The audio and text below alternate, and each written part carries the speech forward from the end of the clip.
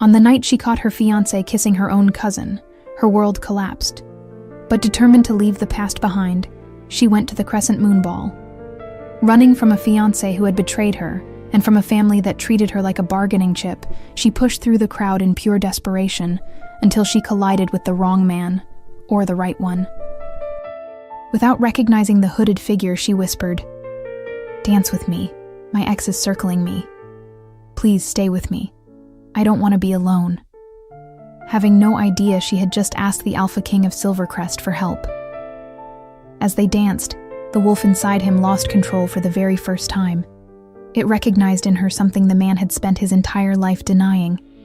And when she realized she was in the arms of the king, she panicked and ran. At dawn, still convinced she would be punished, she received a royal invitation to teach piano to the king's sister. And it was there that the feared, silent sovereign began watching her from the shadows, discovering that the only thing capable of quieting his curse was her music. Until one night, when she opened the wrong door and found the king kneeling on the bed, tormented by the curse, and her touch was the only thing able to bring him back. Unable to bear the distance between them, she finally decided to seek him out.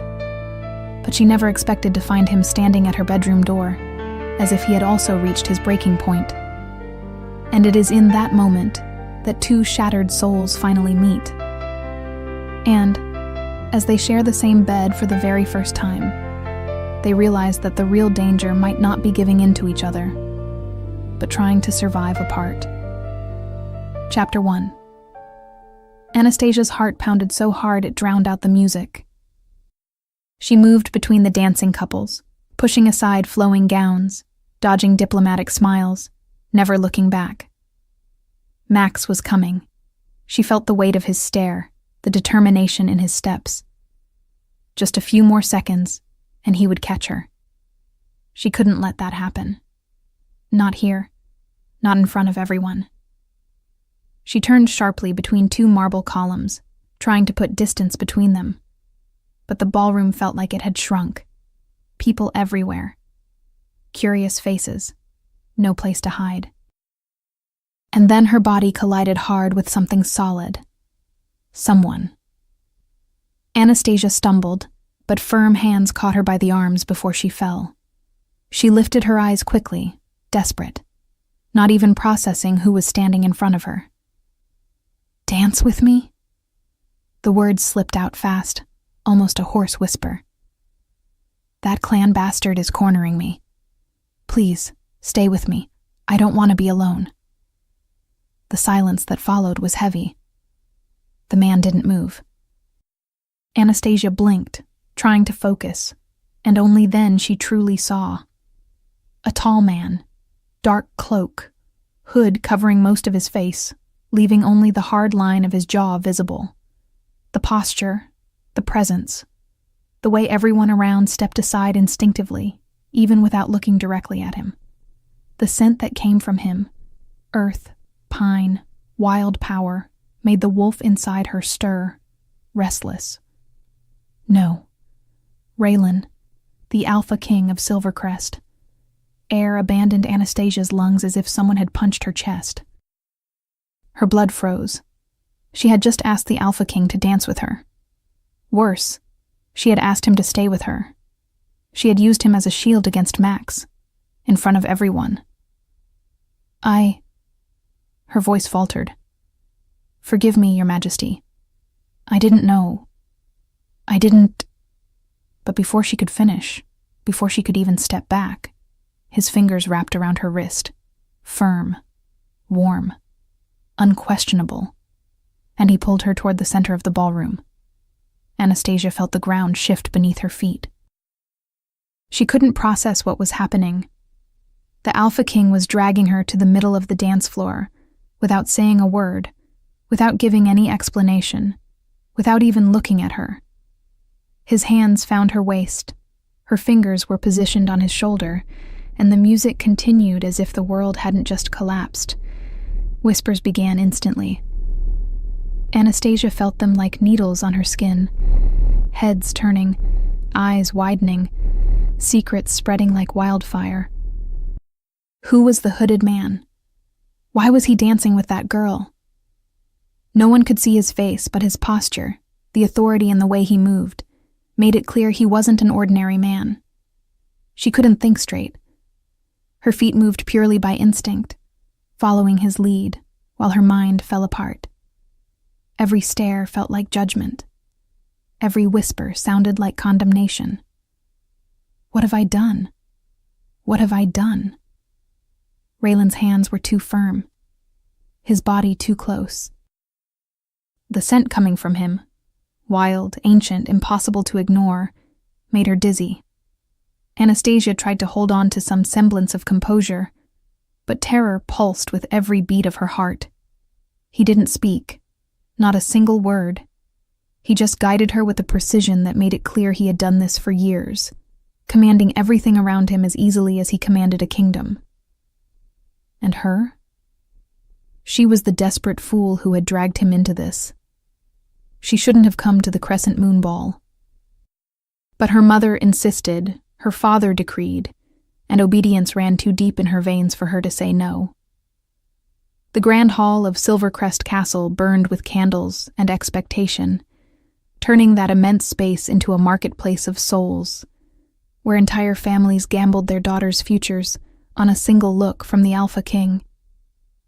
It was the night when promises were sealed before the court, when engagements were publicly claimed, becoming unbreakable in the eyes of the kingdom. Max wanted that. He wanted to make the agreement between their families official, to bind her once and for all. Anastasia felt the weight of that inevitability like chains around her wrists. Her throat tightened. Her eyes stung. She couldn't cry, not in front of everyone. But the despair grew, suffocating, crushing. When the music paused, she couldn't take it anymore. She tore herself away from him, stepping back with trembling hands. "Forgive me," she whispered, her voice breaking. Forgive me." Before he could say anything, before anyone could stop her, Anastasia turned and ran. She crossed the ballroom without looking back, pushing doors, ignoring calls, until the cold night air hit her face like a slap. The castle garden stretched before her, silent, lit only by the full moon hanging above like a mute witness. She kept running, past the manicured flower beds, past the stone fountains, until the trees rose ahead of her. The forest, the only place she could breathe. The only place no one could reach her. Her bare feet, she had lost a shoe somewhere in the garden, sank into damp earth as she pushed deeper between the trees. Her lungs burned. Her gown tore on branches. But none of it mattered. Nothing mattered except escaping. It was over. The punishment would come. The shame, too. Her family would be ruined. And Max was probably furious now. Anger mixed with despair, hot and wild, crawling up her spine like fire. The shift began before she could stop it. Her skin prickled, bones cracked. Pain came in waves, but Anastasia didn't fight it. She let it happen, let instinct take over, because in wolf form, maybe she could forget. Maybe she could stop feeling, and in seconds, where there had been a terrified girl, there now stood a gray wolf trembling under the moonlight. And then the memory came. The library. Anastasia had come home early that day. One of her piano students had fallen ill, releasing her before schedule. She arrived home with a light heart, thinking she'd find Max reading as he always did. Maybe talk about the ball happening the next day, about the future they were supposedly building together. She had pushed open the library door expecting silence, books, peace. She had found betrayal. Max stood leaning against the oak bookcase, hands gripping the waist of Anastasia's cousin, lips pressed to hers. It wasn't an accidental kiss. It wasn't a stumble. It was intimacy. Something that clearly had been happening for a while. They laughed as if the outside world didn't exist, as if Anastasia didn't exist. She stood in the doorway, unable to move, unable to breathe. watching the scene unfold like a nightmare. It took seconds, or maybe hours, she no longer knew, until her cousin finally noticed her and let out a fake little gasp. Max stepped away slowly, without haste, as if he had been caught doing something mildly inconvenient, nothing serious. He straightened his clothes, ran a hand through his hair, and when he finally looked at Anastasia, there was no guilt in his eyes, only annoyance.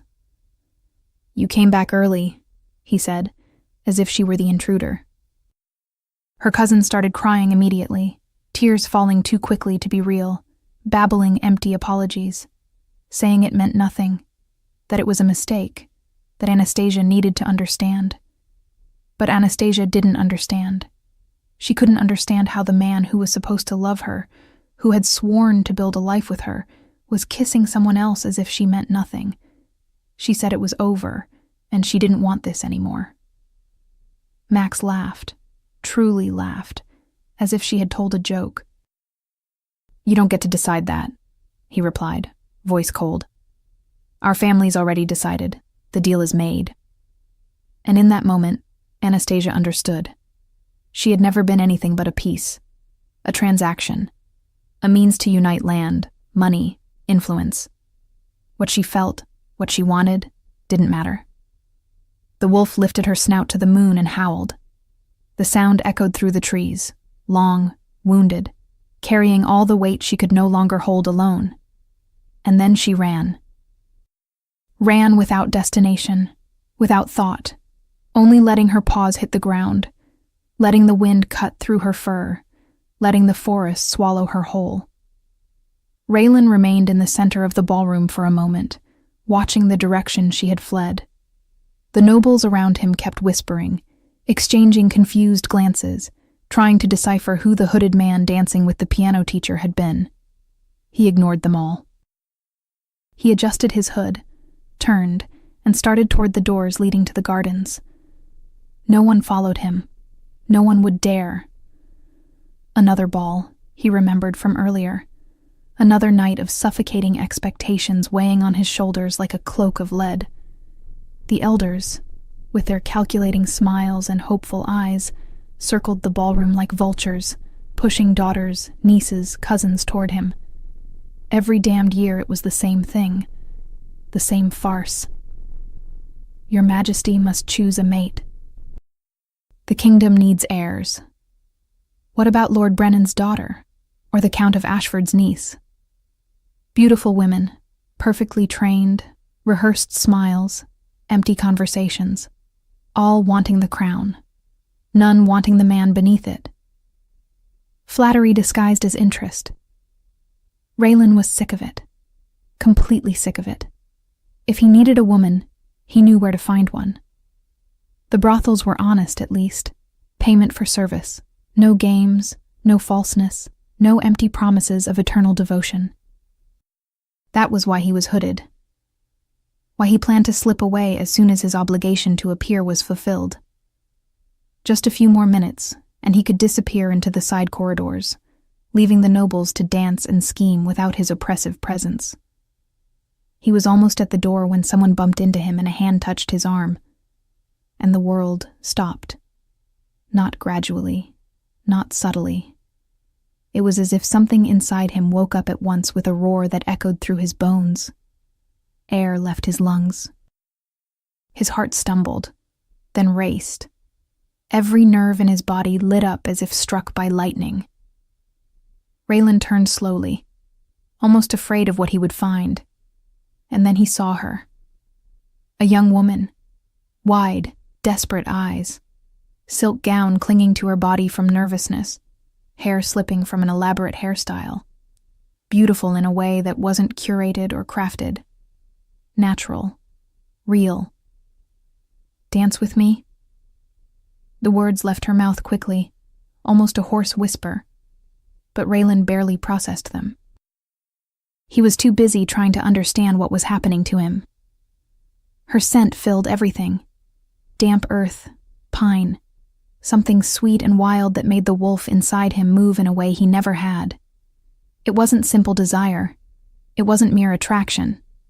It was as if every cell in his body screamed, "It's her, it's her, it's her. That clan bastard is cornering me. Please, stay with me, I don't want to be alone." She kept talking, but Raylan barely heard her. He was lost in her eyes, in her presence, in that overwhelming sense of completion that made no sense. He thought, could this be? No. Impossible. Mates were legend. Old stories told by elders on winter nights, bonds so rare there hadn't been a confirmed case in more than 150 years. Most wolves lived their entire lives without experiencing one. Some even doubted they truly existed. And even in the stories, it was hard to recognize. Inexplicable. A deep knowing that didn't come from logic, but from something more primitive. And you only knew for sure after the claiming, the bite that sealed the bond irreversibly. So it couldn't be that. But then why did he feel as if the ground had vanished beneath his feet? Raylan didn't remember agreeing. He didn't remember making any conscious decision. But suddenly his fingers were closing around her wrist, and the sensation was electric, burning through skin like fire, and he was pulling her toward the center of the ballroom. His hand found her waist. Her fingers landed on his shoulder. The music continued, and Raylan couldn't think. Every sense was amplified, tuned to her and only her. He could hear her heart racing, fast and frightened. He felt the heat of her skin beneath the fabric of her gown. He saw every detail, the trembling eyelashes, the parted lips, the single drop of sweat sliding slowly down her temple. He wanted to lick that sweat. He wanted to pull her closer, eliminate the space between them. He wanted to bury his face in her neck and inhale until there was no air left in his lungs. The wolf inside him roared, demanding, wanting, needing. And the worst part was that he could feel her, not just physically.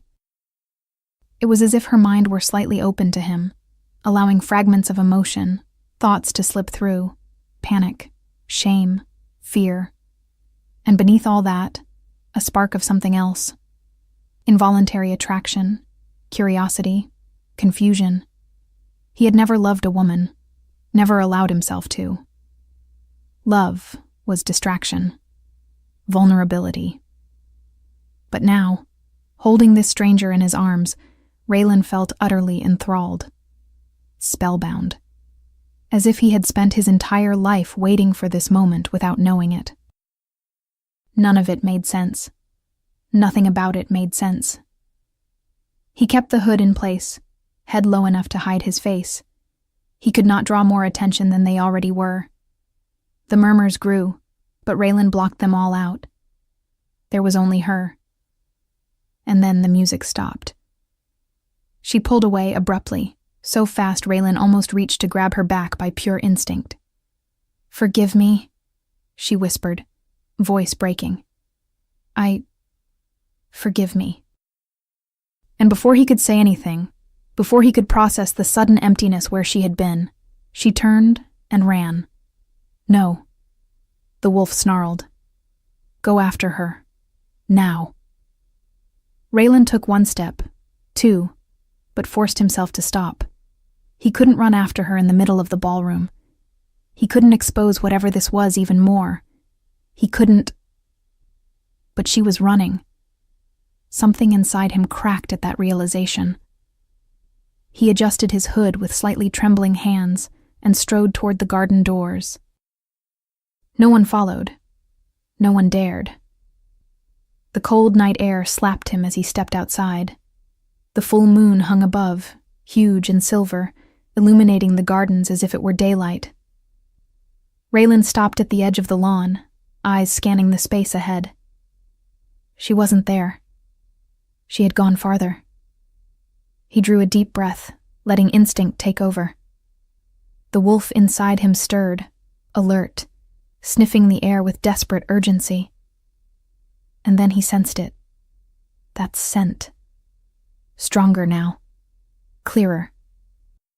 Damp earth, pine, something sweet and wild that made every muscle in him tense, every nerve wake up.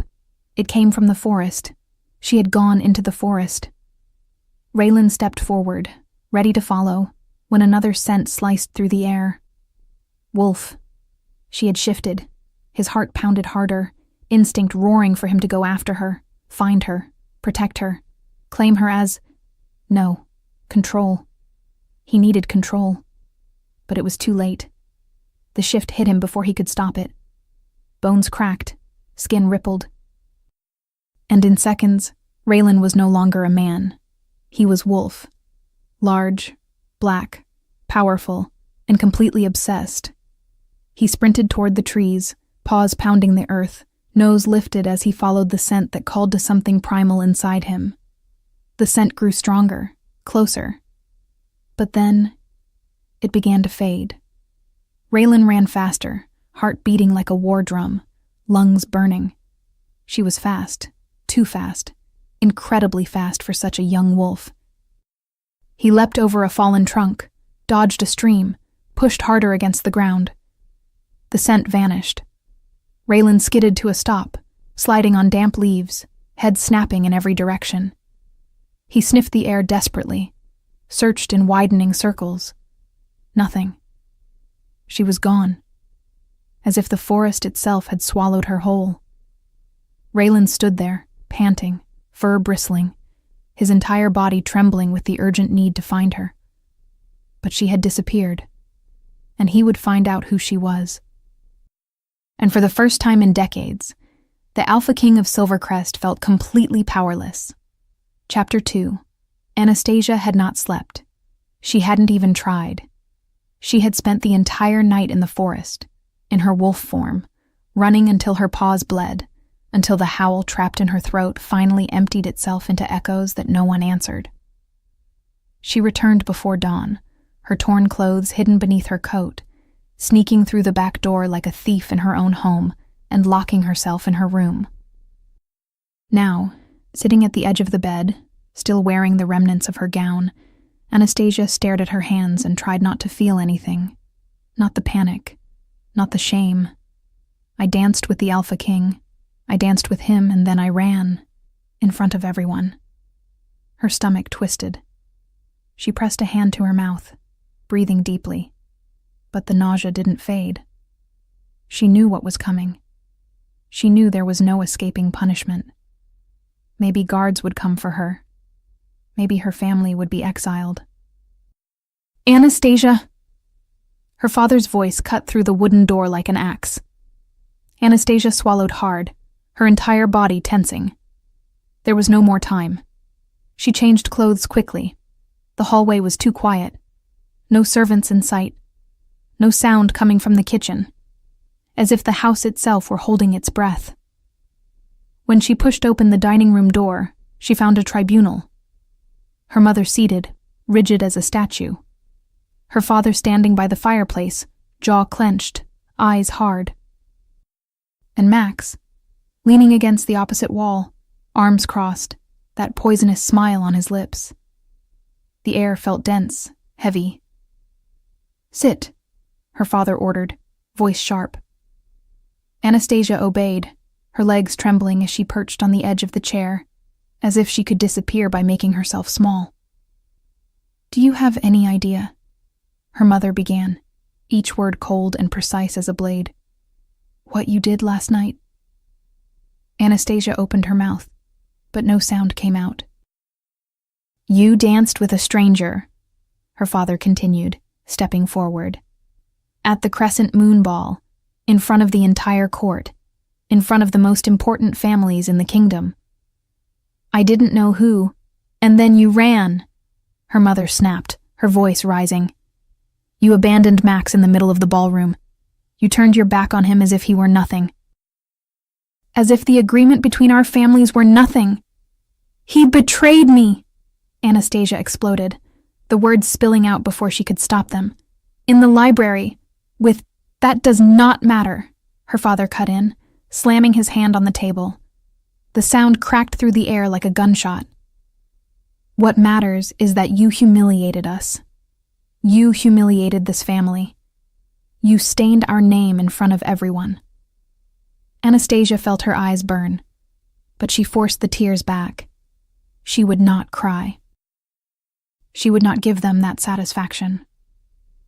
"Do you understand what we sacrificed to secure this alliance?" her father went on, his voice lower now, which only made it more dangerous. "The lands that sustain this family, that feed us, that keep this roof over our heads, they're not ours, Anastasia. They belong to his clan." Anastasia looked at Max. He was still there, leaning casually, watching as if enjoying a particularly entertaining play. "It's true," Max said, pushing himself off the wall and coming to stand beside her chair. Too close. "My father is reconsidering the agreement. After last night's public humiliation, he's wondering if it still makes sense to support your family." Anastasia's blood froze. "You're threatening us?" Max leaned in, his face inches from hers. The smell of tobacco and brandy filled her nose, making her stomach churn. "No, darling." The word dripped venom. "I'm just reminding you that choices have consequences. You chose to humiliate me. Now you live with what comes after." Her mother paled. Her father opened his mouth to speak, but heavy knocks at the front door sliced through the air. They all turned. A servant appeared at the threshold, face pale, holding something in his hands as if it were a bomb ready to explode. "Sir," his voice trembled. "A message. From the castle." Anastasia's heart stopped. The punishment. It had arrived. The servant extended a sealed parchment. Even from a distance, Anastasia could see the seal. Red wax gleaming in the morning light, the silver wolf stamped at the center, the crest of the royal house. Her father snatched the parchment from the servant, dismissing him with a curt gesture. He broke the seal with fingers that trembled slightly. Fear or anger, Anastasia didn't know. And unrolled the paper. The silence that followed was absolute. Her father read. Frowned. Read again. Confusion took over his features. He lifted his eyes slowly, staring at Anastasia with an expression she couldn't decipher. "What does it say?" Her mother pressed, voice shrill. Her father looked down at the parchment again, as if the words might change. "It's an invitation." His voice sounded disbelieving. "For her." Anastasia blinked. "What?" "Lady Eleni, the Alpha King's sister, needs a new piano tutor." Her father read slowly, as if each word were a trap. "Anastasia has been personally recommended for the position. She is to present herself at the castle in 3 days." Silence fell like a stone. Max reacted first, pushing off the chair. "That makes no sense." Her mother exchanged a look with her father, their eyes gleaming with something dangerous. Hope. Ambition. "It is a great honor," her mother murmured, her voice suddenly calculating. "Teaching the royal family." "And the payment must be generous," her father added, folding the parchment with exaggerated care. Anastasia felt her stomach drop like an anchor. None of it made sense. Not after the ball. Not after using him, running from him, creating a scandal in front of the entire court. It's a trap. It has to be. "I'm not going," she whispered. Her mother's eyes widened as if Anastasia had blasphemed. "You are going." "It's a royal summons, not a suggestion." "Don't be foolish," her father snapped. Anastasia knew stories. She knew the Alpha King never acted without reason, and nothing involving him was ever simple. "I said I'm not going." The slap came before she could brace for it. Her mother's hand sliced through the air and struck Anastasia's face with enough force to whip her head aside. Pain exploded, hot, sharp, and the taste of blood filled her mouth. "You are going," her mother said, voice shaking with fury. and you will be grateful for the opportunity. Refusing would be a grave offense, worse than any ballroom scandal." Anastasia held her face, eyes burning, but she didn't cry. She would not give them that. Her father turned to Max, expression calculating. "This even solves our problem for now. She stays away, she works, the rumors cool, and when she returns, we can resume the engagement discreetly." Max took his time to answer. He studied Anastasia for a long moment, those cold eyes assessing. Then the smile returned. He walked toward her, leaned down, and gripped her chin with fingers too firm, forcing her to look at him. "Look on the bright side, darling. You'll have time to reflect. We'll be waiting when you return." We, as if he already owned her. Anastasia felt the trap tighten around her neck like a rope. Staying meant marrying Max, being chained to a man who betrayed her and felt no remorse. Leaving meant facing the Alpha King, stepping into the wolf's den, confronting whatever he planned for her. There was no escape, only different paths to the abyss. "You leave in 3 days," her father decreed, folding the parchment and pocketing it. "Pack your things and behave. We don't need more scandals." Matter closed. The 3 days passed like fog. On the night before the journey, the door opened without her permission. Her cousin entered wearing a smile too sweet, too fake, her eyes bright with poorly disguised malice. "I came to say goodbye," she announced, sitting on the bed as if she had every right. "Going to the castle. How lucky you are." Anastasia kept folding a dress, refusing to look at her. "Lucky," her cousin repeated, adjusting her blonde hair with exaggerated care. "Who would have imagined that you, of all people, would catch the king's attention? Curious he doesn't even know you." "How exactly did that invitation reach you? What did you do to get his attention?" Anastasia rolled her eyes, and she thought, "I'll let you stay curious. Let you think I seduced the king." But then she decided to ask, "Do you have no shame?" Her voice came out low, controlled. "For what you did." Her cousin blinked, innocence so fake it hurt to look at. Shame for what? The library, Max, me. Her cousin's smile grew, slow, satisfied.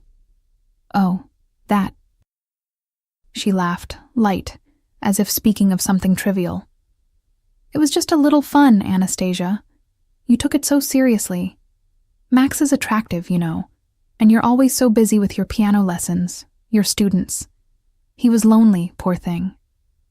Anastasia turned, blood boiling. "Poor thing?" "Yes." Her cousin stood, smoothing her dress. "But don't worry. When you come back, I'll step aside. I promise." A lie so obvious it was practically an insult. "Get out," Anastasia said. Her cousin walked to the door but paused on the threshold, turning back with that venomous smile. "Good luck at the castle, cousin. I hope the king is gentle with you." The door closed with a soft click. Anastasia stood there, alone, anger and despair battling inside her chest like caged animals. The morning of departure dawned gray, as if the sky itself felt the weight of what was coming.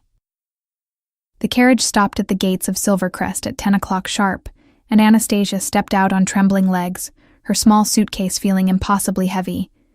No family member came to see her off. Not her mother. Not her father.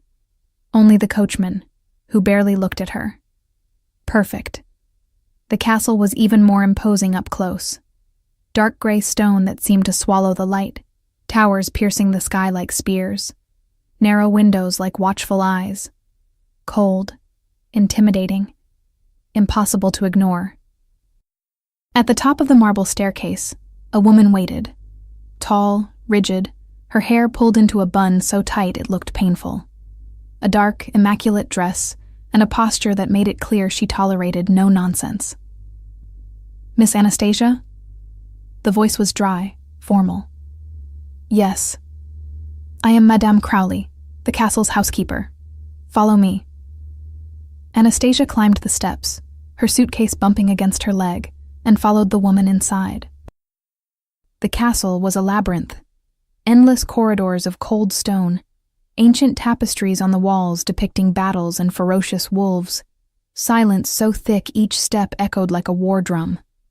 Servants appeared and vanished like ghosts, heads down, never meeting her eyes. Finally, Madame Crowley stopped before a carved door adorned with wild roses and running wolves. She knocked 3 times, waited, then opened it without waiting for a response.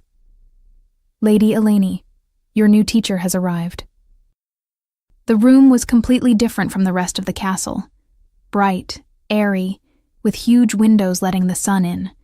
The sun that had finally broken through the clouds. A grand piano stood at the center, glossy black, so well cared for that Anastasia almost felt like crying. And beside the piano, a girl.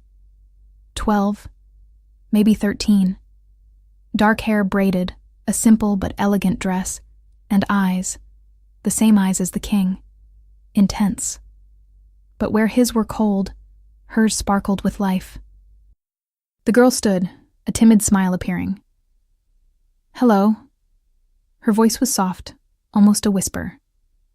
I'm Eleni. Are you the teacher my brother sent for?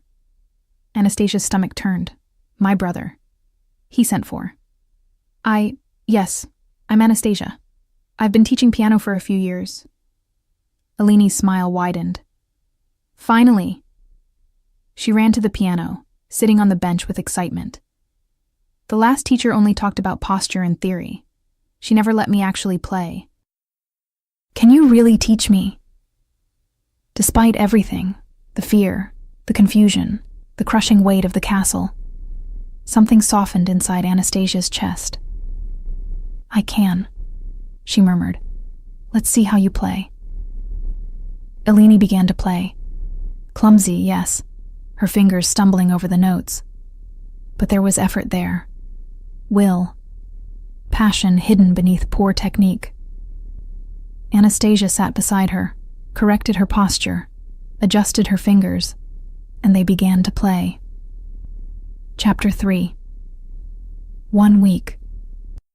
7 whole days since Anastasia had arrived at the castle, and she had not seen the king a single time. Not that she had been looking for him. Of course not. She was far too busy with the lessons, with Eleni, with the rigid routine Madame Crowley imposed as law. Waking before sunrise, quick breakfast, piano lessons from 8 until 11, lunch, free afternoon to study sheet music or rest, dinner at 7, early to bed, simple, controlled, safe. But at night, when the castle fell into silence and Anastasia was left alone with her thoughts, the memory returned. The ball, the dance, his hands holding hers. That scent, earth, pine, something wild that made the wolf inside her wake as it never had before. And then she would wake with her heart racing, her skin prickling, with no idea why. Eleni was the opposite of the castle. Where everything around them was cold stone and heavy silence, she was light. She talked non-stop, laughed too loudly, had strong opinions about everything. And she played the piano with a clumsy passion that made Anastasia smile even on the hardest days. You are much better than the last teacher, Eleni had said on the 4th day, stopping halfway through a scale to look at Anastasia with those gray eyes so much like her brother's. She only complained, said I had no talent. You do have talent, Anastasia had corrected, adjusting the girl's fingers on the keys. You just need practice and patience. Eleni had pulled a face. Patience is boring. Anastasia had laughed. I know, but it is necessary. Now, on the 7th day, Eleni was particularly distracted. She missed the same notes again and again, sighed loudly, and kept glancing out the window as if she were waiting for something. Eleni? Anastasia called softly. Is everything all right? The girl stopped playing, her hands falling into her lap. She stayed quiet for a moment, biting her lower lip, before finally speaking. "Are you afraid of my brother?" The question caught Anastasia off guard. Why do you ask that?" "Because everyone is." Eleni turned on the bench, facing Anastasia directly. "Everyone in the castle. The servants walk on tiptoe when he passes. The advisors talk softly around him. Even the guards get tense." Anastasia chose her words carefully. "He is the Alpha King. It is natural for people to respect him." "It is not respect," Eleni corrected, her voice dropping. "It is fear. They are afraid of what he can do, of what he becomes when he loses control." Anastasia's stomach clenched. "Loses control?" Eleni looked away, her fingers fidgeting with the hem of her dress. "There is something wrong with him, with our bloodline. The elders do not talk about it openly, but I listen. Late at night, when they think I am asleep, they say the alphas in our family are cursed." Anastasia sat beside her on the bench, her heart beating faster. "Cursed how?" "They get aggressive, violent. As they get older, they slowly lose their reason. Our grandfather died young because he could no longer control his rage. Our father, too." Eleni looked at Anastasia, and there was real pain in those young eyes. "Raylan already has episodes. Sometimes he locks himself in his room and I hear roaring, things breaking, and then he spends days without talking to anyone." Anastasia felt something tighten in her chest. "Eleni, the council wants him to marry," the girl went on, the words coming faster now, as if she needed to release something she had been holding in for far too long. "They think a wife can calm him, that having a mate might help. But Raylan refuses. He says he will not chain anyone to him, that it would be cruel." They fell silent for a moment. Anastasia did not know what to say. How to comfort a girl who carried so much fear for her brother. Then Eleni smiled. It was small, sad, but genuine. "I would love it if you married him." Anastasia blinked, sure she had misheard. "What?" "You are kind," Eleni explained, as if it were obvious. "And you are not afraid of him. I noticed. When I talk about Raylan, you do not tense up like the others. And if you married him, you could stay here forever, teaching piano forever." Despite the weight of the conversation, Anastasia could not hold back a smile. "You are very clever. You know that?" "I know." Eleni shrugged, mimicking fake modesty in a way that made Anastasia laugh for real. "But a king does not marry someone like me," Anastasia said gently, the reality heavy in her voice. "I have nothing to offer politically. No land, no title, no important alliance. I am just a piano teacher." "You are more than that," Eleni insisted, stubborn. "I know you are." Anastasia did not answer, because there was no answer she could give. Instead, they went back to the piano. But the words stayed, echoing in Anastasia's mind long after the lesson ended. Cursed, violent, losing his reason. And still, when she thought of the Alpha King, she did not feel afraid. Raylan was avoiding Anastasia. He knew it. He admitted it to himself in the lonely hours before dawn, when the castle slept and he stayed awake, fighting thoughts he should not have. 1 week since he had brought her to the castle, and every single one of those days had been torture. Because he felt her, all the time. No matter where he was in the castle, he always knew where she was, as if an invisible thread connected them, constantly pulling him in her direction. In the morning, he felt when she woke. Her scent, sweet, feminine, impossible to ignore, drifted down the corridors until it reached him. In the afternoon, when she gave lessons to Eleni, Raylan caught himself stopping near the music room, just to listen. Her voice explaining chords. The soft laugh when Eleni said something funny. The sound of the piano played by deft fingers. And at night, it was worse. Because at night, Raylan dreamed. He dreamed of her lying beside him, hair spread across the pillow, bare skin glowing under the moonlight. He dreamed of her hands on his chest, her mouth on his, her body arching under his touch. He woke drenched in sweat, his breathing rough, wanting something he could not have. He did not understand. None of it made sense. Raylan had known women. He had lain with a few. He knew what desire was. But this was different. It was obsession. It was need. It was as if every cell in his body cried out for her, demanding closeness, contact, possession. And it was getting worse. The fits of rage that once came once a month now threatened him daily.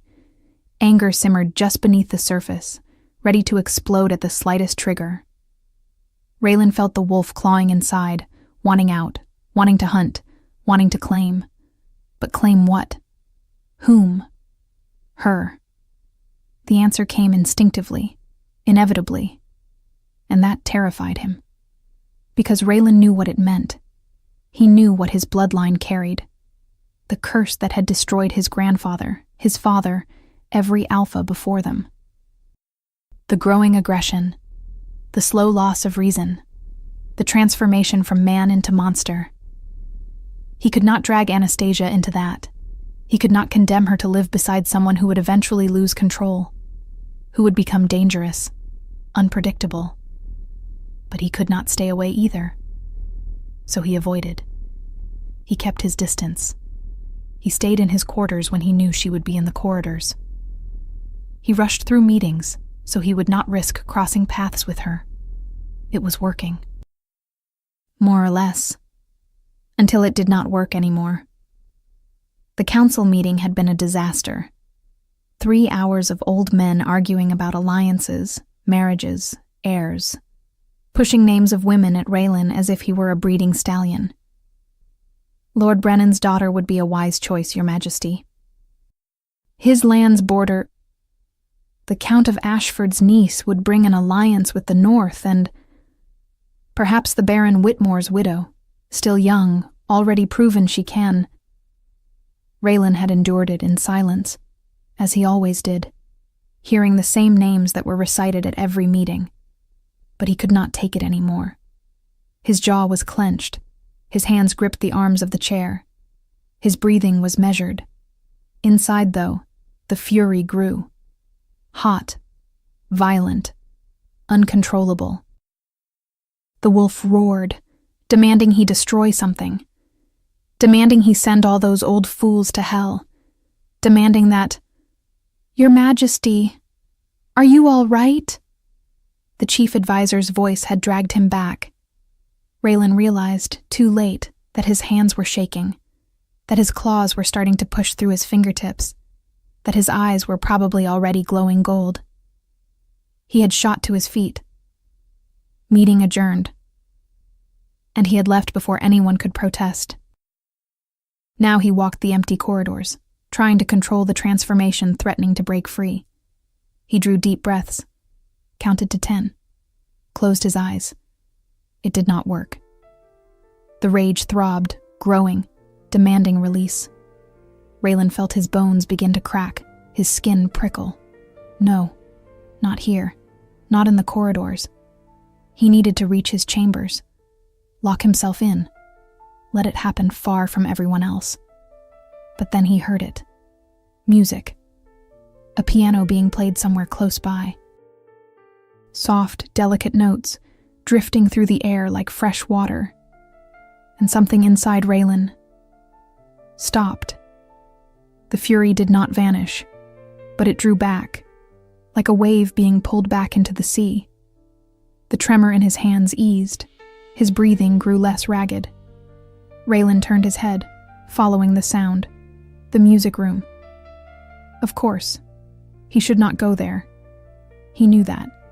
He should keep walking, lock himself in his room, wait for it to pass. But his feet were already moving. He pushed the cracked door open slowly, silently, and he saw her. Anastasia sat at the piano, alone, completely unaware he was there. Her fingers danced over the keys with natural grace, playing something Raylan did not recognize. Melancholic, beautiful, painful. Her eyes were closed. Her lips were gently parted. Her body swayed slightly with the music. And Raylan felt something inside him shatter and rebuild itself all at once. The fury vanished, completely. In its place came something just as intense, but different, warm, sweet, devastating.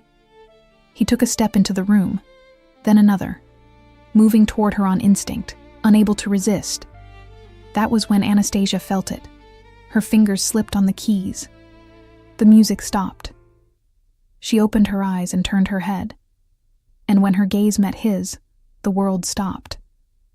Raylan saw her eyes widen, saw color rise along her neck, saw her lips part slightly, as if she were about to speak but had forgotten the words. And he felt everything. Her heart speeding up, her breath turning unsteady, her scent changing, becoming sweeter, stronger, more desire. She felt it too. She felt whatever it was thrumming between them. Raylan took another step, then forced himself to stop, because if he got any closer, if he touched her, he would not be able to stop. "Keep playing," he heard his own voice say, rough and low. "Please." Anastasia blinked, still looking at him, clearly confused. But then, slowly, she turned back to the piano. Her fingers settled on the keys, hesitant at first, then steadier. She began to play. But it was different now, more intense, as if she were playing for him, to calm him, to reach him. Raylan stood there by the door, watching, unable to move, unable to leave. The music flowed, and with it, peace. True peace. Something Raylan had not felt in years. He wanted to go to her, sit beside her on the bench, touch her hair, feel her skin. He wanted to kiss her right there, press his mouth to hers until neither of them could breathe. He wanted to pull her into his lap, feel her weight against him, taste every inch of the body that haunted him every night. He wanted... No. Raylan closed his eyes, fighting the impulse, fighting the need that threatened to consume him. When he opened his eyes again, he forced himself to take a step back. Then another. Anastasia stopped playing. She turned. Their gazes met again. And Raylan saw in her eyes the same confusion, the same desire, the same question hammering in his own head. What is happening to us? But he said nothing. He could not. Because if he opened his mouth, if he let the words out, he did not know what he might say. And he was afraid, truly afraid, of what might happen. So he only nodded once, a brief, tense movement, and left. He closed the door behind him and leaned his back against the corridor wall, his heart pounding like a war drum. What is happening to me? Anastasia stayed where she was, staring at the closed door, unable to process what had just happened. He had been there, in the same room as her, looking at her with those eyes that seemed to see straight through her. And when she had started to play, she had felt something shift. The air had grown thicker, charged, as if there were electricity pulsing between them. Anastasia pressed a hand to her chest, trying to calm her racing heart. Why did he affect her this much? 2 days passed. Anastasia did not see the king again, but she felt when he was near. It was strange, inexplicable. When she walked the corridors, sometimes she would stop, her heart speeding up for no reason. and seconds later, she would see his shadow turning some distant corner. He never came closer. He just looked, and then vanished. It was maddening. That night, Anastasia woke abruptly, her heart pounding, her skin slick with sweat. She sat up in bed, breathing hard, trying to understand what had startled her. It had not been a nightmare. It had been a feeling. Rage, pain, despair. As if someone were screaming inside her head without words. Only pure emotion. Violent, uncontrollable. And then she heard a roar. Loud, ferocious. Rolling through the castle corridors like thunder. Anastasia froze. Enraged wolf. The king. It had to be him. She should stay in her room. Madame Crowley had been clear about the rules. If she heard roaring at night, she was to stay locked in. Not come out. Not get involved. When the king is like that, no one disturbs him. That is an order. But Anastasia was already getting up. Already walking to the door. Already opening it. The corridor was empty. Silent. But she felt it. She felt the direction that suffocating emotion came from. She turned left, then right, climbed stairs, past closed doors, until she stopped in front of a pair of double doors. Heavy. Carved with wolves and moons, the king's chambers. Another roar came from inside, weaker this time, exhausted. Anastasia did not think. She simply pushed the door and stepped in. The room was huge, a massive bed in the center, tall windows showing the full moon outside, dark furniture scattered around. But Anastasia barely registered any of it, because he was there. Raylan. Naked, completely naked. On the bed, on his knees, his body bent forward, shaking violently. The transformation was ending. Anastasia saw it. Fur receding, bones shifting back into place, claws shrinking into human fingers. It looked agonizing, obvious in the way he panted, in the way every muscle in his body strained. And then he lifted his head. His eyes met hers, golden, glowing like molten metal under the moonlight. He went still, just staring, as if he could not believe she was there. Anastasia took a step in, then another. No. His voice came out rough, broken. Leave. Please. But she did not leave. She kept moving until she was close to the bed, close to him. Raylan tried to stand, but his body refused. He swayed, almost tumbling off the bed. Anastasia reacted on instinct. She rushed forward, her hands reaching him, catching him before he fell. His skin was hot, feverish, the powerful body trembling under her hands. I have you, she whispered, not knowing where the words came from. It is all right. I have you. Raylan gasped. His eyes, still golden, still more wolf than man, locked on her face with an intensity that knocked the air from her lungs. She helped him lie down, cradled his head carefully, lowering it until it rested on the pillow. His hair was damp with sweat. His chest rose and fell too fast. Anastasia should leave. She knew that. Instead, she sat on the edge of the bed and slid her hand through his hair, slowly, gently, as if she were soothing a wild animal. And it worked. His body loosened. His breathing steadied. His eyes started to return to normal. They stayed like that for an unknown stretch of time. Anastasia stroking his hair, Raylan looking at her as if she were a miracle. Then his fingers moved, slowly, hesitantly, until they closed around her wrist. They did not squeeze. They only held, softly. You need to go. His voice was more controlled now, but still hoarse. Please, Anastasia. Go back to your room. Anastasia looked at him, at the eyes that were pleading. at the hand holding her wrist as if gripping a lifeline. "Why?" she whispered. "Because if you do not—" Raylan closed his eyes, his jaw tightening. "If you do not, I will not hold myself back." The silence that followed was thick with everything neither of them said. Anastasia felt her heart pound harder, felt heat rise under her skin, felt the desire, the same cursed desire that had been tormenting her, surge back with renewed strength.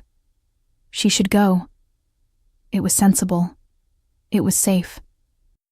But she looked at him, at the man fighting demons no one else could see, carrying a weight no one else could feel.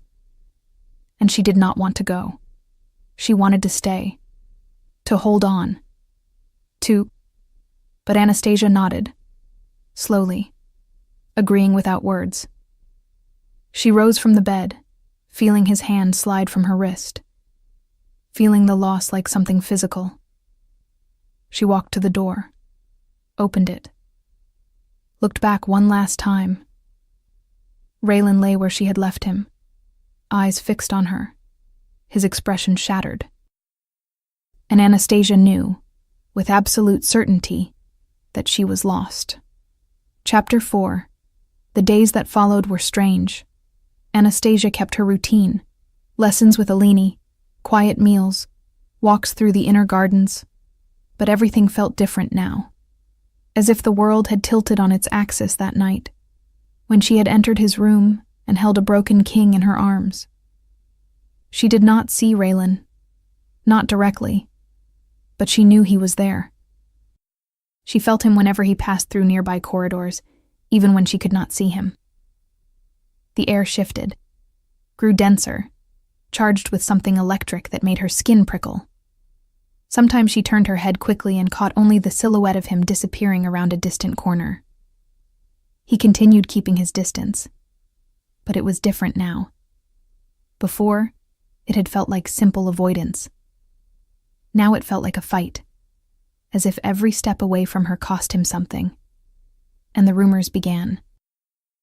Anastasia heard them in the servants' whispers, in the muffled conversations that died the moment she walked into a room. The king is different. Calmer. No fits of rage this week. No roaring at night. Anastasia pretended not to hear, pretended she did not notice the weight of curious glances every time she walked down the corridors, pretended her heart did not race whenever someone mentioned the king. But inside, she felt everything, and she understood nothing. That night, Anastasia went to bed early. She was exhausted, not physically, but emotionally, as if she had been carrying an invisible weight that grew heavier each day. She lay in the enormous bed, pulled the sheets up to her chin, and closed her eyes, trying to quiet her mind. Sleep came quickly, too quickly, and with it, the dream. Raylan was there, in her room, walking toward the bed with slow, deliberate steps. He wore only dark trousers, his bare chest revealing defined muscles, bronze skin glowing under the pale moonlight streaming through the window. His eyes, gray, intense, burning, locked on her as if she were the only thing that existed in the world. Anastasia tried to sit up, but her body would not respond. She was trapped, not by ropes or chains, but by something far subtler. His gaze, his presence, the desire pulsing between them like a living force. He reached the bed, stilled, leaned down, and whispered in a low, rough voice, "You belong to me." Then his hand touched her face, slid along her cheek, traced her jaw, moved down her neck slowly, leaving a trail of fire across her skin. Anastasia gasped. Her entire body woke in ways it should not. Heat surged through her, urgent, desperate.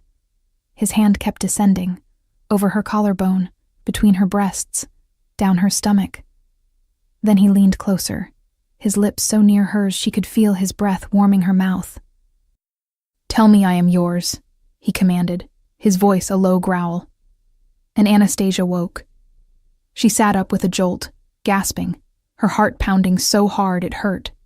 Her skin was damp with sweat. Her entire body throbbed with a desire so intense it bordered on pain.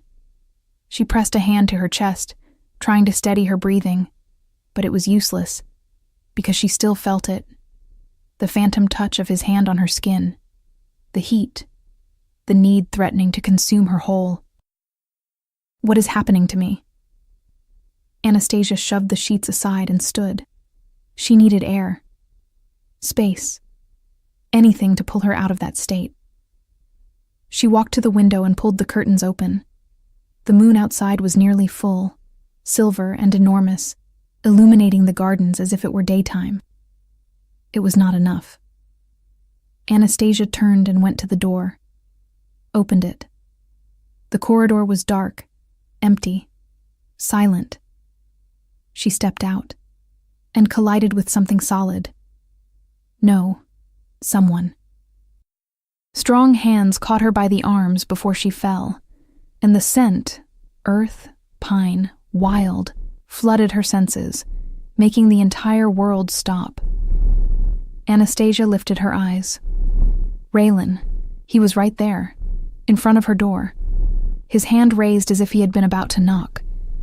They froze, simply staring at each other, both breathing unevenly, hearts pounding out of rhythm. Anastasia saw the same desperation in his eyes that she felt, the same need, the same lost battle. Raylan began, his voice rough. Then he stopped, closed his eyes, took a deep breath. I hope you can forgive me for this. Anastasia barely had time to process the words before he continued. But I cannot take it anymore. And then he kissed her. It was not gentle. It was not hesitant. It was devastating. His mouth claimed hers with a hunger that made Anastasia's knees buckle. But he held her, pulling her against him, one hand gripping her waist, the other sliding up into her hair, holding her firmly. Anastasia gasped against his lips, and Raylan seized the moment, deepening the kiss, his tongue sliding into her mouth, exploring, claiming. His taste flooded her senses, masculine, dark, addictive. Anastasia felt her entire body melt, her rational mind dissolve, leaving only raw sensation. Her hands rose instinctively, gripping his shoulders, nails digging into his skin through the thin shirt he wore. Raylan growled low against her mouth. The sound vibrated through Anastasia's body, straight to the center of the desire pulsing harder and harder. He pushed her back, and Anastasia went willingly, her feet stumbling until her back hit the wall. Raylan pressed his body against hers, and she felt every inch of him, solid, hot, impossible to ignore. The kiss grew more urgent, more desperate, as if they were both drowning, and this was the only air left in the world. Raylan's hands slid down her sides, gripping her waist, her hips, pulling her even closer, eliminating the last bits of space between them. And Anastasia let him. She arched into him, her fingers threading into his hair, pulling, holding, kneading. Raylan tore his mouth from hers only long enough to breathe. His forehead pressed to hers, his eyes, now golden, burning with something wild, locked on hers. Anastasia. Her name left him like a prayer, like a warning. If you want me to stop, say it now. Anastasia should. She knew she should. It was the sensible, logical, safe thing to do.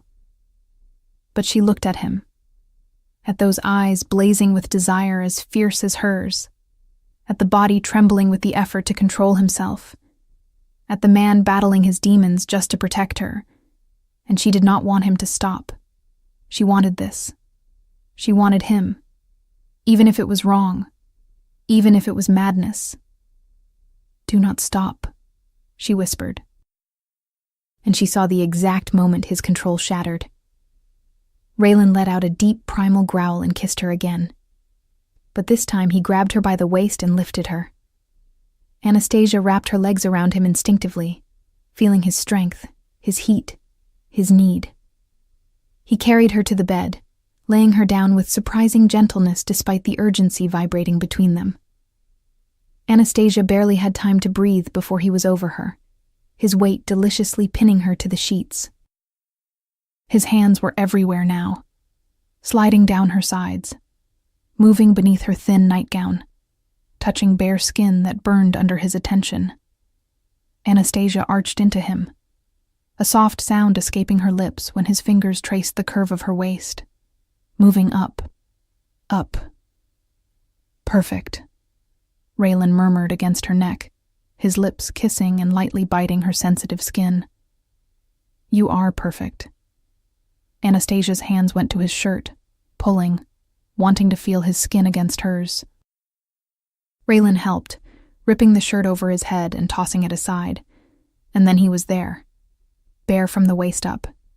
Defined muscles, bronze skin, scars telling stories Anastasia suddenly ached to know. She slid her hands over his chest, feeling his heart beating too fast, too hard beneath her palms. Raylan closed his eyes, his jaw clenching as if her touch were a sweet kind of torment. Then his eyes opened again, locking onto hers. And there was something different now. Something deeper than desire. There was reverence, admiration, something dangerously close to devotion. You have no idea, he said, his voice rough, what you do to me. He kissed her again. But it was different now, still intense, still desperate, but with tenderness woven through it. Care. As if she were something precious he was terrified of breaking. Her nightgown vanished at some point. Anastasia did not know when or how. She only felt the cool air on her skin, then the heat of his body covering hers, warming, protecting. His hands explored every curve, every line, every inch of skin as if memorizing her. And Anastasia let him, lost in the sensation, in the touch, in the way he made her feel, wanted, cherished, needed. When they finally joined, it was with a shared breath, a moment of perfect connection that made everything else stop. The world, time, fear, all of it. There was only them, only this. And it was devastating in the best possible way. Afterward, when their breathing finally slowed and the world returned to focus, Anastasia rested in his arms, her head on his chest, listening to his still rapid heartbeat. Raylan ran his fingers through her hair, slowly, gently, as if he had all the time in the world. They stayed quiet for a long time. It was not uncomfortable. It was peace, true peace. Then Raylan spoke, his voice low, almost hesitant. You know this changes everything, do you not? Anastasia lifted her head to look at him. What do you mean? His eyes met hers, and there was weight there, fear, and something that looked like fragile hope on the verge of breaking. I cannot let you go now, he admitted. Not after this. Not when... He stopped, closing his eyes as if the next words cost him too much. Not when you are the only thing that has brought me peace in years. Anastasia's heart tightened. She placed her hand on his cheek, stroking gently. Raylan. But I cannot keep you either, he continued, opening his eyes, and the pain in them was palpable. It would not be fair, not with what I am, with what I carry. What are you talking about? Raylan exhaled, heavy, tired, as if carrying centuries on his shoulders. I need to tell you something, he said. Something I should have told you before I did this with you. Anastasia sat up, pulling the sheet over her body, fear blooming in her chest. What is it? Raylan sat up too, running both hands through his hair in a frustrated gesture. There's something wrong with me, with my bloodline. The words came hard, forced. A curse. No one knows exactly where it comes from, or why, but it has been here for generations. The alphas in my family. As they age, they grow aggressive, violent. They slowly lose their reason until nothing is left but fury. Anastasia listened, her heart tightening more with each sentence. My grandfather died at 40. Raylan went on, staring at his hands as if he expected to see blood there. He had to be restrained by his own guards because he attacked innocents. My father managed to control it longer, but in the end, it was the same. He died in battle because he went into blind rage and could not tell ally from enemy. Raylan, I already feel it happening, he interrupted, his voice cracking slightly. The attacks are getting more frequent, more intense. Anything can push me to the edge. And I know that eventually I will not be able to fight it anymore. He finally looked at her, his eyes wet. That is why I never wanted anyone, never wanted to get close to anyone. Because I do not want to drag someone into this. I do not want you to live afraid of me, to watch me become a monster. Anastasia felt the burn of tears, but forced them back. You are not a monster. Not yet, he corrected softly. But I will be. It is inevitable. It happens to all of us. Then why? Anastasia swallowed hard. Why did you do this? Why tonight? Raylan let out a humorless laugh. Only pain. Because I am selfish. Because I could not resist anymore. Because you... He squeezed his eyes shut. Because you calm me in ways I cannot explain. When you are near, the fury pulls back.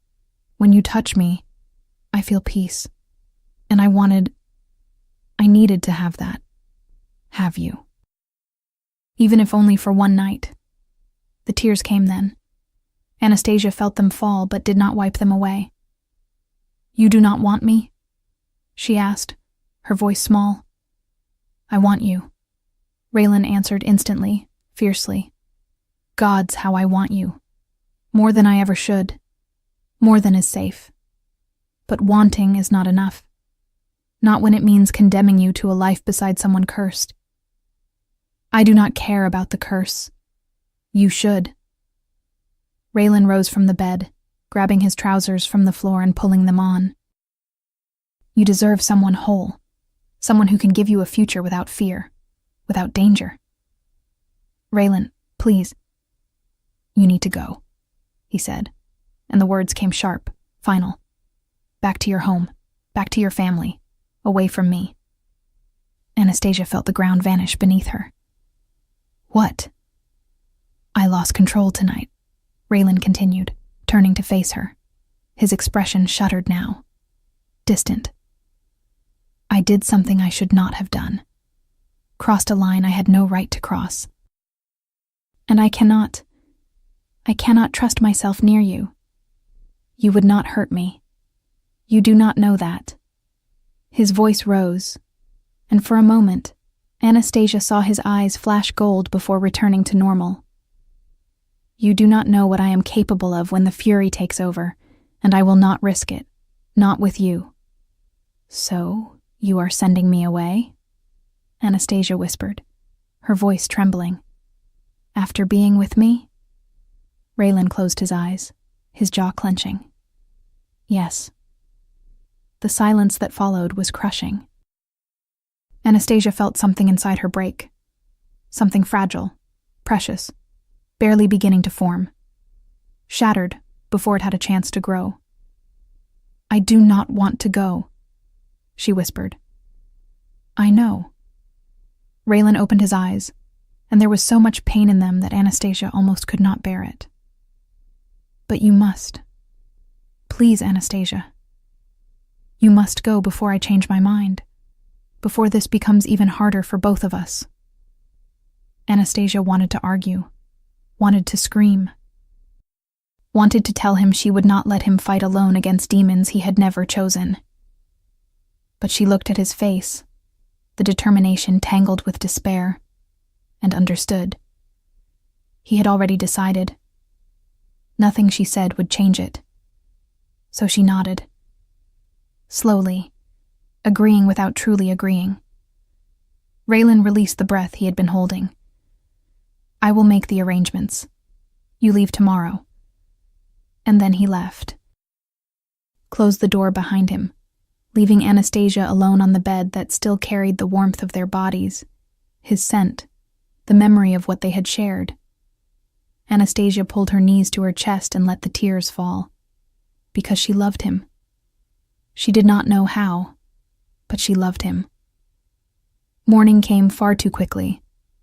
Anastasia packed her small suitcase in silence, placing the few clothes she had brought, her books, her sheet music. Every movement was automatic, mechanical. Eleni appeared at the door, her eyes swollen from crying. You do not have to go, the girl said, her voice breaking. I can talk to Raylan. I can convince him. You cannot, Anastasia interrupted gently. He has already decided. But it is not fair, Eleni protested. You help him. Everyone sees it. He is better with you here. Why does he not see it? Anastasia knelt in front of the girl, cupping her cheeks with both hands. He does see it. That is why he is sending me away. Because he is afraid of hurting me. He would never hurt you. Never. I know. Anastasia smiled softly, even through the tears.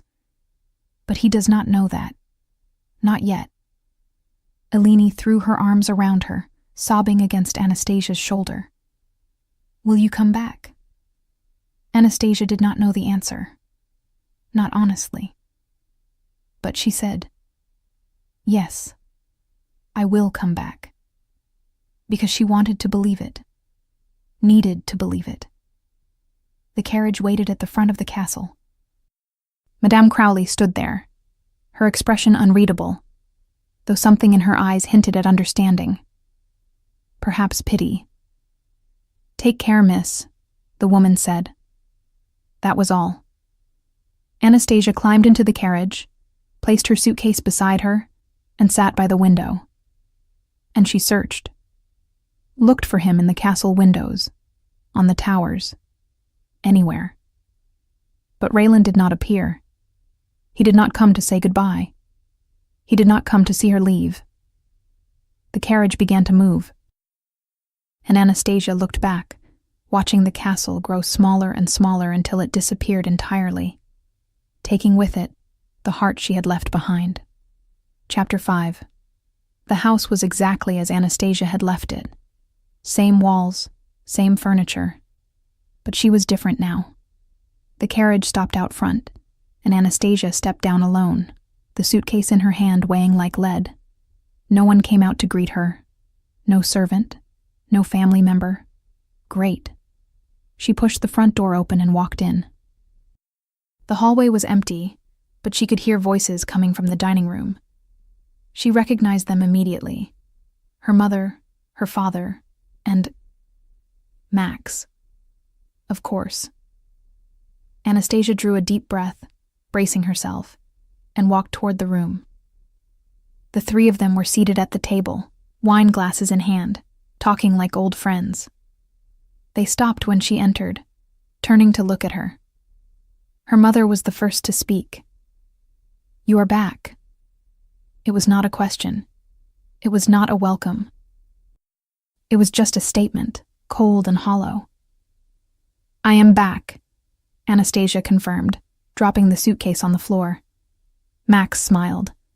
That smile she hated, arrogant, possessive, poisonous. Welcome back, darling. We missed you. A lie so obvious it was almost insulting. The king dismissed you? Her father asked, standing up, his expression hard. Yes. Why? Anastasia did not answer. She would not tell them. She would not give them the satisfaction of knowing she had left a piece of herself at the castle, that she had come back with a shattered heart. It does not matter, her mother said, standing as well. What matters is that you are back. And now we can resume our plans. plans," Anastasia repeated, though she already knew. "The wedding," Max replied, getting up and walking toward her. He stopped far too close, invading her personal space. "You have run long enough, Anastasia. You have had your time to reflect." Anastasia stepped back. "I already told you I am not going to marry you. And I already told you that it is not yours to decide," Max shot back, the smile vanishing, replaced by something darker. "Our families have already decided. The agreement is made. You are mine." "I am not. You are." Max took another step forward, real threat in his voice now. "And the sooner you accept that, the better for everyone." Anastasia looked at her parents, searching for support, any sign they did not agree. But all she found was indifference. "Max is right," her father said. "You have caused enough trouble. It is time for you to fulfill your duty to this family." "My duty?" Anastasia felt anger boil up. "My duty is to marry a man who betrayed me, who humiliated me, who feels nothing for me beyond possession." "Feelings do not matter," her mother said, her voice cutting. "Marriages are business, agreements. And you will honor what was decided." Anastasia looked at the three of them, the people who were supposed to love her, protect her, want her happiness, and saw only strangers. "No," she said firmly. "I will not." And she turned to leave. Anastasia left the room before she lost control. She ran up the stairs, went into her bedroom, and locked the door. She leaned her back against it, breathing hard, her heart racing. She needed a plan before they forced the wedding. She needed a way out. But all she could think about was Raylan, and now she was trapped here, alone, without him. The tears came, and this time Anastasia did not fight them. She just let them fall. The days that followed were a nightmare. Max showed up every day, sometimes alone, sometimes with her parents. Always pressing, always insisting. "The wedding will be next week. I have already ordered your dress. My father is organizing the ceremony." Anastasia refused. She shouted, she fought. But they did not listen. Anastasia dreamed of Raylan every night. She dreamed he came for her, that he saved her, that he carried her back to the castle and never let her go again. But they were only dreams. And every morning she woke up alone, trapped, without hope. But that night, Anastasia decided she had to escape. She packed a small bundle and decided to go to a village, somewhere, or return to the castle, to ask Raylan for help. She would not wait any longer. She would not give them the chance to force her to the altar. She would not become a prisoner in a marriage she had not chosen. She opened the window, looked down. The roof of the annex was just below. If she could climb onto it, she could jump into the garden and run. Where to? She did not know. It did not matter. Just away. Anastasia took a deep breath and jumped. She landed on the roof with an impact that knocked the air from her lungs. She rolled, regained her balance, and kept going down. When her feet hit the garden grass, the relief was so great, it almost made her cry. Free. She was free. She started running toward the gates when she heard, "Going somewhere, darling?" Anastasia froze. Max. He was there. Leaning against the fence, arms crossed, that damned smile on his lips. "I was waiting for you to try something like this," he said, pushing away from the fence and walking toward her. "I thought, she is too stubborn to just accept this. She will try to run." So I decided to keep watch. Anastasia stepped back. "Stay away from me." "No." Max kept coming. "I have let you slip through my fingers too many times. At the ball, at the castle. But now it is over. I am not yours." "You are," Max roared and his eyes gleamed. The wolf.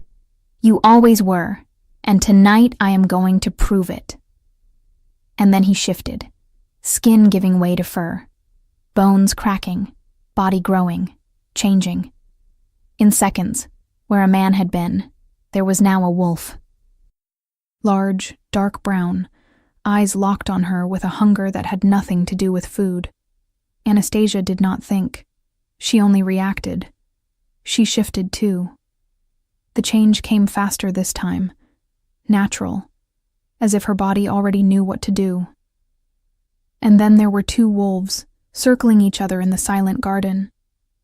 Max attacked first. He leapt, teeth bared, aiming for her neck. Anastasia dodged, twisting sharply, her paws tearing at the grass. She counterattacked, biting his flank and ripping a howl of pain from him. But Max was bigger, stronger, more experienced. He knocked her down, his weight crushing her. Anastasia tried to break free, but he pinned her, his teeth dangerously close to her throat. And then he shifted back to human form. Too quickly for Anastasia to keep up. He was on top of her. She still a wolf, he naked. And there was something terrible in his eyes. Change back, he ordered, his voice rough. Shift to your human form. Now. Anastasia growled, trying to bite, but he tightened his grip on her neck, cutting off her air. I said now. And her body obeyed against her will. The reverse shift happened, leaving Anastasia vulnerable, exposed, afraid. Max smiled. Much better. Let me go. Anastasia struggled, pushing, clawing. No. Max pinned her wrists above her head with one hand. You are mine, Anastasia, and tonight I am going to make you understand that. I am going to take what is mine by right. No. But he did not listen. His free hand began to slide down her body. Anastasia screamed, fought, but she was not strong enough. And then she felt it. Rage, fury, but not hers. From somewhere else. As if someone were roaring inside her head, demanding blood. Raylan. Raylan was in his room when it happened. 2 weeks. 2 damned weeks since he had sent Anastasia away, and each day had been worse than the last. The rage had come back in full force. The episodes were constant now. Daily. Sometimes more than once a day. Raylan locked himself in his chambers. Shifted. Destroyed furniture. Roared until his throat bled. And nothing helped. Nothing calmed him. Because she was not there. Raylan knew, with painful, absolute certainty, that he had made the greatest mistake of his life by letting her go. Because Anastasia was not the problem. She was not the danger. She was the solution. His body knew it. The wolf knew it. Even the stubborn reason that tried to deny it knew it. But fear had been stronger. The fear of hurting her, of destroying her. And now he was destroying himself. Raylan was standing by the window staring at the moon when he felt it. Fear, panic, pain. Not his, hers. Anastasia. She was in danger. He knew it as surely as he knew how to breathe. As if there were an invisible bond between them, pulling, screaming, demanding that he go to her. Raylan did not think. He did not question. He shifted in the next instant, a huge, black, furious wolf. And he ran. He tore through the castle like a shadow, leapt out the window, hit the garden, kept running. The forest blurred past. The trees were nothing but obstacles to dodge. The ground vanished beneath his paws. Faster, faster, faster. Her scent grew stronger, mixed with another, male, familiar, and rage. The rage that exploded inside Raylan was so violent it nearly blinded him. He is touching her. He is hurting her. He is going to die. Raylan burst from the forest straight into Anastasia's garden, and he saw. Max was on top of her. Anastasia struggling, screaming, crying, no. The roar that tore out of Raylan shook the night like thunder. So loud, so ferocious that even Max froze. He turned his head, saw Raylan, and paled. Alpha King. Raylan did not give him a chance to explain. He leapt. Pure instinct, pure fury, pure need to protect what was his. He slammed into Max with the force of a derailed train, ripping him off Anastasia and throwing him several meters away. Max tried to get up, tried to shift, but Raylan was faster.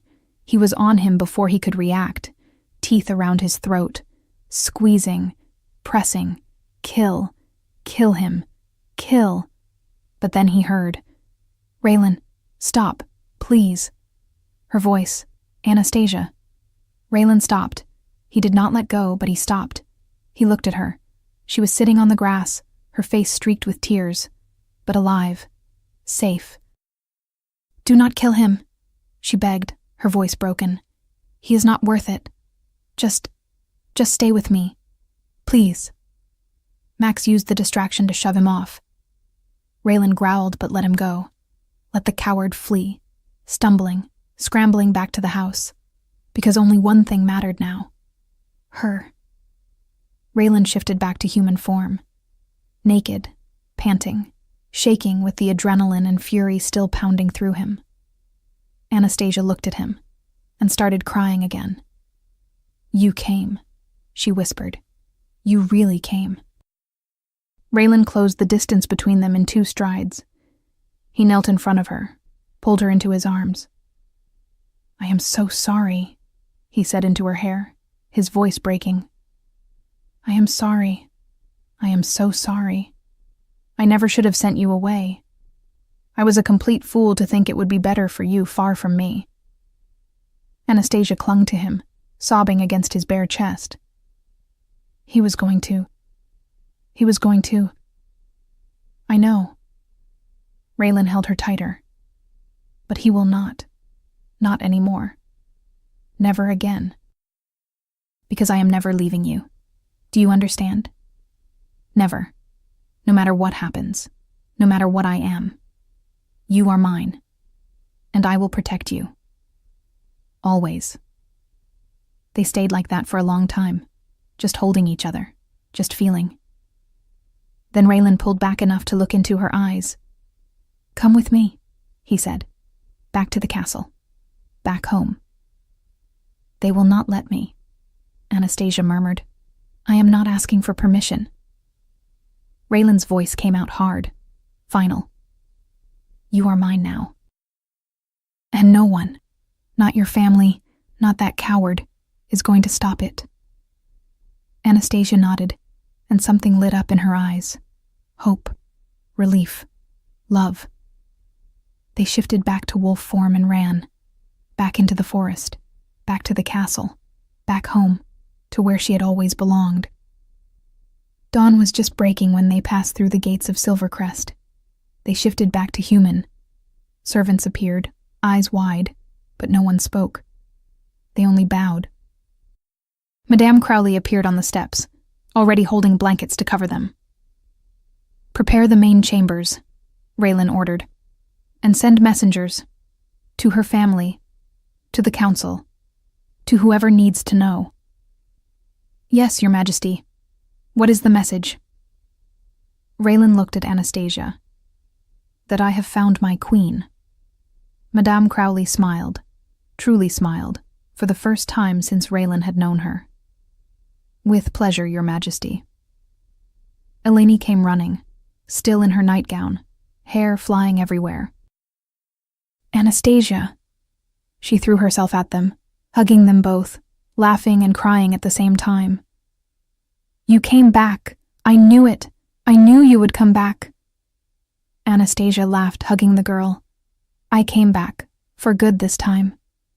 "For good," Raylan confirmed. Hours later, after Anastasia had bathed, eaten, and rested, the messengers returned. Her family had sent a reply accepting the king's decision. They had no reason to refuse. He was the king. Max had not replied.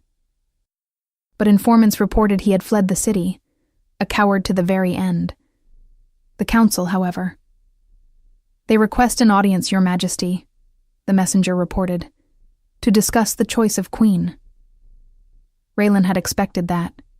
He knew they would come with objections. Anastasia had no title, no lands, no important alliances. "Tell them I will be there," he answered.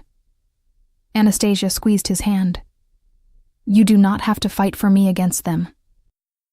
If they do not approve—" "They will approve," Raylan cut in, kissing her fingers. "Because if it is not you, I will not marry anyone. And they know it." The meeting went exactly as Raylan had predicted.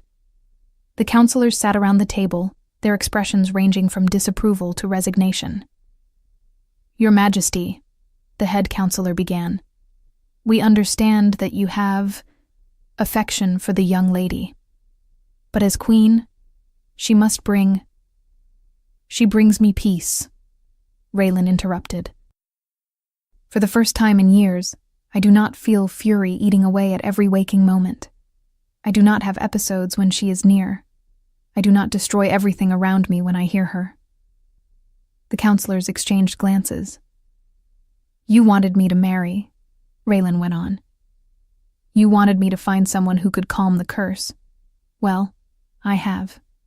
She is that person, and I will marry her, with or without your approval." Silence fell over the room. Then the eldest counselor, a wolf with white hair and wise eyes, leaned forward. "Your Majesty, may I ask a question?" "You may." "Do you love her?" Raylan did not hesitate. "Yes." "And does she love you?" "Yes." The old man smiled. "Then you have our blessing, all of us." The other counselors nodded, some reluctantly, others with clear relief. "But," the old man added, "we would like to ask something." "What?" "That the wedding ceremony include the marking, before the court. So everyone can see she is truly yours." Raylan looked at Anastasia, who had slipped quietly into the room during the meeting, and now stood near the door. She nodded. "I agree," Raylan said. The ceremony was set for 3 days later, long enough to prepare, to invite, to arrange, but not long enough for Raylan to change his mind. Not that he would. Not when he woke every morning with Anastasia in his arms. Not when he heard her laughing with Alini. Not when he watched her play the piano and felt a peace so deep it almost hurt. On the night before the ceremony, Anastasia went to his chambers. She knocked, entered, closed the door behind her. "Nervous?" she asked. "No," Raylan answered honestly. "And you?" "A little." Anastasia walked up to him, sliding her hands over his chest. "I never thought I would marry a king. And I never thought I would marry at all." Raylan pulled her closer. "But here we are." "Here we are," she echoed with a smile. And then she kissed him. The ceremony took place in the great hall. It was decorated with white and silver flowers, candles everywhere, the entire court in attendance. Anastasia walked in dressed in elegant white. Raylan waited at the altar, his heart pounding so hard he was sure everyone could hear it. When she reached his side, he took her hand and whispered, "Beautiful." Anastasia blushed. "You too." The officiant began to speak, but Raylan barely listened.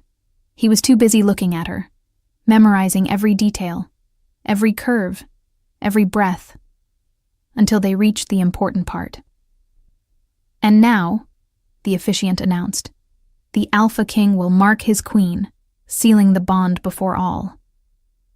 Raylan gently turned Anastasia, baring her neck. She tilted her head, giving him access. "It will hurt," he warned softly. "I know," she whispered back. "Do it." Raylan took a deep breath. Let the wolf surface just enough for his canines to lengthen. And he bit. Anastasia gasped, her body tensing, but she did not scream. She only tightened her fingers around his. Raylan felt the exact moment the bond locked into place. It was like an explosion of light, of heat, of something so pure and powerful that it made every cell in his body sing. And then he saw it, a golden thread, bright, connecting his chest to hers, pulsing with a life of its own. Mate. She was his mate. She'd always been. Raylan released her neck, licking away the blood, sealing the wound. He turned Anastasia back to face him. Her eyes were shining, not with pain, with joy. "I feel it," she whispered. "I feel you."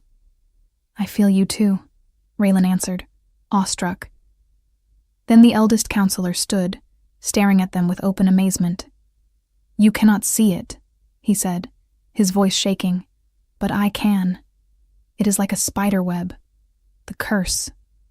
He stopped, blinked, looked again. "Gone," he finished, almost disbelieving. "The curse is simply gone. It disappeared the moment the bond was sealed." Absolute silence fell over the hall. Raylan looked at Anastasia. She looked back, and they understood. The mate bond was not just connection, not just love. It was healing. He had saved her, and she had freed him. Together, they had broken a centuries-old cycle. "I love you," Raylan said, not caring that everyone could hear. "I love you," Anastasia replied, tears streaming down her face. And they kissed. There, before the court, before the kingdom, before everyone. The kiss was a testament. And when they finally parted, the hall erupted in applause. Alini was shouting louder than anyone, jumping, laughing, absolutely radiant. The counselors were smiling. The servants clapped their hands. And Raylan held Anastasia close, feeling for the first time in his life something he had never thought he would know. Peace. Epilogue. 6 months later. Anastasia woke to sunlight filtering through the curtains and a warm hand resting on her slightly rounded belly. She smiled, turning carefully so as not to wake Raylan. But he was already awake, looking at her with that expression she never tired of seeing. Adoration mixed with awe, mixed with a love so deep it stole her breath. "Good morning, my queen," he murmured, his voice rough with sleep. "Good morning, my king," she replied, kissing him softly. His hand slid over her belly, caressing it with reverence. "How is our little one?" "Strong," Anastasia said. "Kicked all night." Raylan laughed. Of course, already as stubborn as the mother, or as stubborn as the father. They stayed like that for a while, simply enjoying the peace of the morning, the peace that now filled everything. The kingdom was thriving. The borders were safe. The council worked in harmony.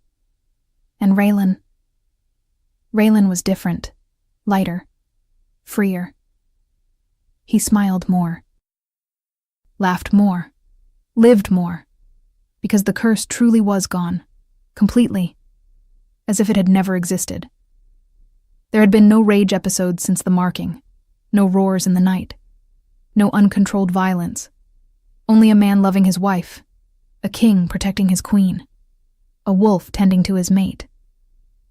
"What are you thinking about?" Anastasia asked, tracing her fingers along his chest. "How lucky I am," Raylan replied.